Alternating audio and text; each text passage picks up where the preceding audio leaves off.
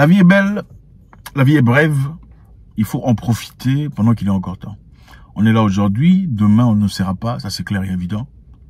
J'en ai fait ma démarche personnelle, comme depuis longtemps, de toujours changer de milieu, de toujours découvrir, de toujours voyager, m'enrichir. Quelqu'un d'intelligent disait, à part l'école, il n'y a pas mieux que le voyage en termes d'intelligence. Le voyage t'ouvre l'esprit, le voyage te permet de comprendre. Le voyage te pousse à admettre et à admirer la capacité des autres, leur culture quelquefois. Pas nécessairement avoir besoin de l'accepter, mais respecter la culture des gens et la vivre, l'expérimenter. Ce sont des leçons les plus importantes de la vie. Très bientôt, je vous ferai partie de mes voyages. Bon, pour ceux qui me suivent en anglais, dans notre chaîne en anglais, Zach Mwekasa in English. Beaucoup suivent certaines de nos vidéos de voyages, des documentaires, tout ça. Si vous êtes anglophone, je vous encourage de le faire. Zach Mwekasa in English. Vous trouverez là-bas beaucoup de vidéos de voyages dans beaucoup de milieux. Nairobi, Kenya, la New Year's Eve, Tanzanie, Zanzibar, Naïsna, beaucoup d'endroits.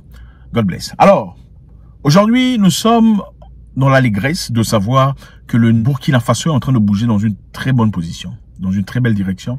Le président Ibrahim Traoré vient d'installer un power plant, une plante de tomates, c'est-à-dire une usine de transformation de tomates. Bravo, bravo. Je sais que c'est petit à petit, mais mollo, là, c'est ça. La caravane avance, l'oiseau fait son nid. Un jeune homme de 34 ans, nimbé de beaucoup d'intelligence et d'influence. Sa présence inspire un esprit vieux.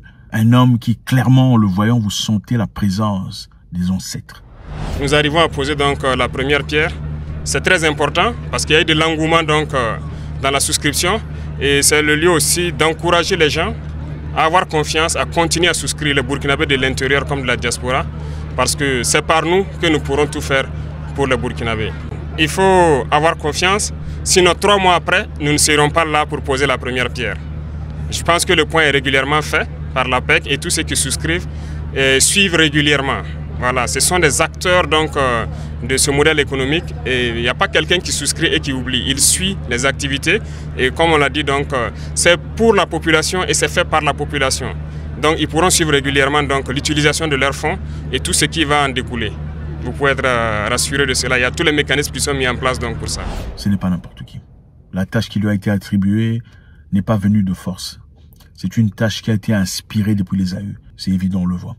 Monsieur Ibrahim Traoré, nous savons qu'il y a quelque temps a décidé de ne pas prendre le salaire de président, mais de n'accepter que son salaire de capitaine. C'est très profond pour un Africain, surtout jeune. Très profond. Refuser le salaire louable d'un président de la République et se contenter du salaire de capitaine comme effort de guerre. Puisque le pays est en débandade, puisque le pays n'est pas stable, je ne prendrai que mon salaire de capitaine, inspirant ainsi à la population dans sa généralité aussi de contribuer, d'apporter un peu de leur, une petite pitance, un petit morceau, un pourcentage de leur salaire, contribuer dans ce bol, dans ce corvée général qui permettrait au pays de se débarrasser de ces terroristes qui depuis un temps tumefient le pays. En d'autres termes, les Burkinabés ont décidé de mettre un peu de leur argent dans un pot général. C'est-à-dire chacun donne un pourcentage de son argent pour permettre à l'armée, pour permettre à la nation de combattre contre le terrorisme. Ils ont contribué, ils ont mis l'argent ensemble. La jeunesse est venue. Cette jeunesse n'est pas nécessairement militaire. C'est une jeunesse bien préparée mentalement. Une jeunesse prête à donner sa vie. Ils se sont embarqués dans cette destination de libérer le pays. Une jeunesse, au lieu de danser, de remuer les fesses, se sont mis ensemble comme des hommes, pour aller défendre le pays. Un proverbe dit, les chiens ne font pas des chats. C'est très vrai. À l'instar de Papa Thomas Sankara, qui à l'exception de tout, était un homme particulier, a présenté des idées téméraires qui ont fait vibrer beaucoup de personnes. Une personne qui lui-même, à son époque, a refusé que les gens du gouvernement se promènent dans des Mercedes-Benz. Il a exigé à ce que chaque personne dans le gouvernement, malgré leur position sociale, conduise des Renault, des voitures moins chères, pour justement disponibiliser cet argent pour améliorer la situation du pays. Un homme qui a dit les membres du gouvernement ne voyageront plus en première classe d'avion. Parce que quand l'avion décolle, les gens en première classe décollent, les gens en troisième classe décollent aussi. Tous les ministres étaient censés voyager en deuxième classe parce que Thomas avait dit vous êtes en première classe ou en deuxième classe, quand l'avion atterrit, vous atterrissez en même temps. Quand il décolle, vous décollez en même temps. Donc ce n'est pas la peine de gaspiller l'argent du pauvre contribuable à s'offrir la première classe pour avoir le plaisir de boire du champagne en première classe et autres. Donc il n'y a pas de différence. Prenons cet argent pour économiser afin de bouger le pays vers une nouvelle direction. C'est ça la mentalité qu'il faut aux Africains. La bravoure de donner sa vie pour son pays. L'honneur de refuser un salaire de président au nom de la liberté, au nom de l'égalité. C'est magique. Ce n'est pas donné à tout le monde. Voilà pourquoi on vous dit que les Africains ne sont pas égaux. Tout ce qu'ils ont d'égaux, c'est la couleur de peau. Maintenant, création de plantes de tomates permettra ainsi aux Burkinabés de profiter de leur argent. Vous savez, dans le passé, généralement, quand un pays africain produit des choses comme ça, on le vendra à un pays étranger.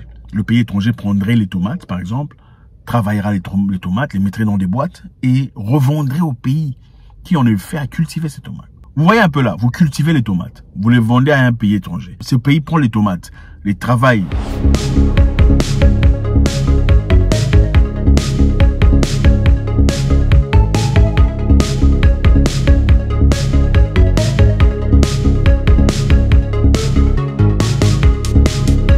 Les met en boîte. Ensuite, vous les revend. Quelle sorte d'imbécilité ça? Fini au Burkina Faso. Bravo pour eux. Nous sommes ici au Niger. Au Niger, les choses avancent. D'après les économistes, on dit que l'économie du Niger, le Mali et le Burkina Faso, contrairement à ce que les gens s'attendaient de voir en 2024, a beaucoup évolué. Parce que je vous rappelle ici que la CEDEAO, qui sont les pays de l'Afrique de l'Ouest, ce mouvement des pays d'Afrique de l'Ouest, ont bloqué le Niger, le Burkina Faso et le Mali de leurs ports. Parce qu'en réalité, pour ceux qui ne savent pas, le Mali, le Burkina Faso et le Niger sont des pays enclavés. Ce sont des pays qui ne sont pas bordés par la mer. Et la mer est très importante pour l'exportation ainsi que l'importation. Pour l'économie d'un pays, on a besoin de mer pour échanger, sortir et revenir. C'est très important. Maintenant, puisque ces pays avaient décidé de ne pas céder à la pression, ils ont été bloqués par la CEDEAO, c'est-à-dire les pays de l'Afrique de l'Ouest, ont bloqué ces pays pour pas qu'ils avancent, pour pas qu'ils échangent, pour pas qu'ils vendent, pour pas qu'ils importent, espérant asphyxier la population pour que la population, à leur tour, mette la pression sur les organisations élites, c'est-à-dire la direction du pays. Ça n'a pas fonctionné. Maintenant, ces pays sont en train d'avancer. Le Niger, pour ceux qui ne savent pas, avait un projet de pétrole, exportation de pétrole. Des gisements presque intarissables s'y trouvent. Le Niger voulait exporter le pétrole, mais à travers le Bénin. Et le Bénin, pendant le temps, avait aussi repris ce que la CEDEAO avait fait. Le Bénin avait respecté les sanctions de la CEDEAO à l'égard du Niger. Mais quelques temps après, le Bénin a remarqué que, écoutez, l'argent n'entre pas. Hein. En tout cas, il n'y a pas beaucoup d'argent. Ce n'est plus comme avant. Okay? C'est parce que, voilà, on ne permet pas au Niger d'importer, d'exporter et d'échanger. Hein, c'est en train de frapper l'économie du pays. Nous en souffrirons aussi. Voilà pourquoi on vous dit quelquefois, la peine d'une tierce personne n'est pas toujours une peine pour elle seule. Quelquefois, vous risquez d'être imprimé dans cette histoire. Il est très important de faire très attention, d'être très vigilant. Et dans ce cas, je pense que la décision a été bonne. Ils ont finalement décidé de changer les choses, renverser la vapeur. On a demandé au Niger, finalement, écoutez, vous pouvez exporter, hein, vous pouvez mettre votre histoire ici, hein, avec beaucoup d'honneur. Je pense que c'est aussi ça, la grandeur d'esprit. Le Niger va exporter son pétrole à travers le Bénin. Chose qui fera du Bénin, quelque part, bénéficiaire de cette exportation. Bravo au Niger, parce que nous savons aussi que la vente de l'uranium, qui est exclusif à la France depuis un temps, le Niger produit l'uranium, beaucoup d'uranium. L'uranium est très important, très nécessaire pour la création de courants électriques à travers l'atomique.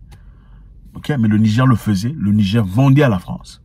La France prenait cet uranium, transformait l'uranium en courant électrique qui était revendu aux pays européens. Vous comprenez pas ce que je dis là? Le Niger produit l'uranium. La France prend l'uranium à un prix que eux décident de prendre. C'est-à-dire, je viens chez vous acheter l'uranium, mais je ne achète pas à votre prix. Je vous dis le prix que moi j'achèterai, ou je me servirai pour acheter votre uranium. J'exporte l'uranium, je crée mon courant électrique, mon électricité, si vous préférez, et je revends, puisque j'en fais beaucoup, je revends aux pays qui en ont besoin. Mais au même moment, au Niger, beaucoup de personnes vivent dans l'obscurité. Ils n'ont pas de courant. Donc, nous produisons ce qu'il faut pour l'électricité. Revendons à la France ou aux autres pour leurs bénéfices. Mais finalement, nous n'avons pas les produits finaux. Ou on n'a pas de courant. Il nous faut aller acheter du courant au Nigeria pour vivre, pour prendre soin de nos malades, nos enfants dans les couveuses. C'est inacceptable. Et à partir de là, la stratégie que créent ces pays est une stratégie forte, où ensemble, ils sont en train de progresser vers la bonne direction économique. Et nous savons très bien aussi que très bientôt, ils se libéreront du franc CFA. Ça, c'est évident. Parce que le franc CFA, ce n'est pas un franc africain. Et ce n'est surtout pas dans le bénéfice de ces pays. Le Mali aussi est en train de bouger vers la bonne direction, en dépit de tout ce qu'on pensait. Le Mali se porte beaucoup mieux sur plusieurs plans. Sur le plan politique, il est clair que sous le leadership du président Goïta, président de la transition, chef de l'État du Mali, il y a quand même une prise de conscience que la sécurité des Maliens repose entre les mains des Maliens. Si vous voyez, après le départ de Barkhane, on a prédit l'apocalypse. Le Mali est là. L'armée malienne, aujourd'hui, dans le passé, qui battait en retraite, est à l'offensive. Il y a de grandes opérations militaires qui sont en cours. Il y a beaucoup de territoires qui ont été conquis avec le retour des personnes réfugiées et avec les équipements que nous avons aujourd'hui acquis et la détermination des forces de défense et de sécurité sur le terrain. Nous sommes à l'offensive. Le Mali n'a pas souffert des difficultés qu'on voulait l'imposer en termes économiques. Par contre, les pays qui ont essayé d'imposer sur le plan économique des sanctions sur le Mali ont été eux-mêmes victimes de leurs impositions de sanctions. Ils ont été eux-mêmes victimes de leurs sanctions, bizarrement. Donc ici, ce qui fait plaisir, c'est de savoir que ces personnes qui se sont révoltées, qui veulent voir l'avenir du bon côté, sont en train de progresser. Je voulais aussi vous dire ceci. Dans la vie, toutes les bonnes histoires et exécutions rencontrent toujours des fortes résistances. Vous avez une très belle idée, une très belle pensée. Ne vous en faites pas. La résistance, vous en rencontrerez de fort. S'il n'y a pas de résistance, c'est-à-dire ce que vous faites, c'est du n'importe quoi. Il est beaucoup plus facile d'accepter la bêtise, d'adopter un concept stupide, que d'accepter la création, l'aptitude, l'invention, le progrès. Soyez prêts à la résistance. Félicitations à ceux-là qui sont en train d'avancer. Au Burkina Faso, on vous salue. Bravo. Beaucoup de respect pour vous. J'ai particulièrement beaucoup d'amour pour les Burkinabés. Ce sont des gens très chaleureux. Parmi les Africains que j'ai rencontrés, je n'en ai pas rencontré 3 pays de comme ça. Parmi mes 3 meilleurs, le Burkina Faso est là. Salutations à vous. God bless you.